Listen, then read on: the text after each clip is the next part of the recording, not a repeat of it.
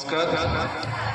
आज महिला उच्च माध्यमिक विद्यालय पालाकिमंड गजपति 39तम वार्षिक उत्सव समस्त मोर अनेक अनेक शुभेच्छा एवं अभिनंदन।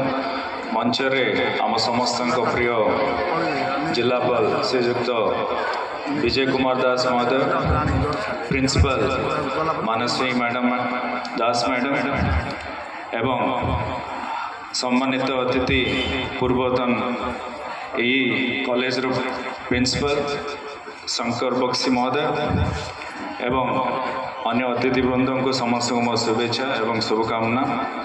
मो सम्मुखें बसवा विभिन्न कॉलेज रू आसथिबा एवं डिग्री कॉलेज रू आसथिबा स्टाफ माननकु एवं ए कॉलेज रो टीचर्स माननकु, प्रिंट एंड मीडिया बंधु माननकु एवं खास किना आज जो छात्री मानक मो भौणी मानक जो ये वार्षिक उत्सव करा जाउछि समस्त को मोर अनेक अनेक शुभेच्छा।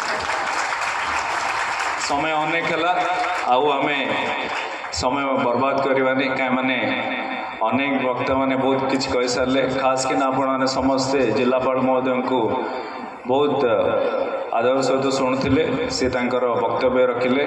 सी सबु मु विभिन्न मंच देखे सी किछि बायोग्राफी अन्य अन्य प्रभावशाली लोकों विषय कहते, अन्य मान को प्रोत्साहित करती।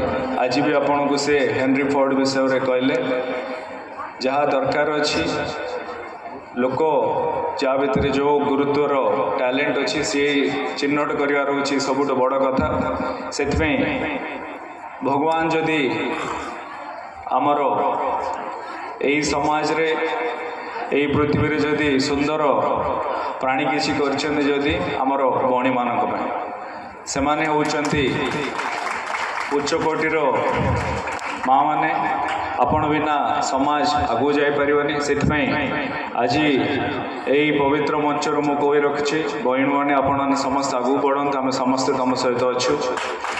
आपण मैंने समस्त खाली निजको का घर को जाकि परिवार आगू को नबार सहित निजे निजे समाज रे हाथ बढ़ातु। आपण मानकर कांधरे बहुत कर्तव्य अच्छी, किंतु माने अनेक क्षेत्र रे आपण मानकु निजर परिवार रो बोझ देकी समाज पछर रखी दिए। किंतु मु प्रभु जगन्नाथ पाखे प्रार्थना रखी एटलिस्ट ए पीढ़ी रो भौणी माने आपण माने समाज रे पूर्वर भी समस्ते किसी ना किसी हाथ बढ़ाऊे। आपण माने निहाती भावे कहीं माने आपण माने समस्ते सुंदर कॉलेज रे निजर भविष्य गढ़ुंट। आगामी दिन रे आपण माने समस्ते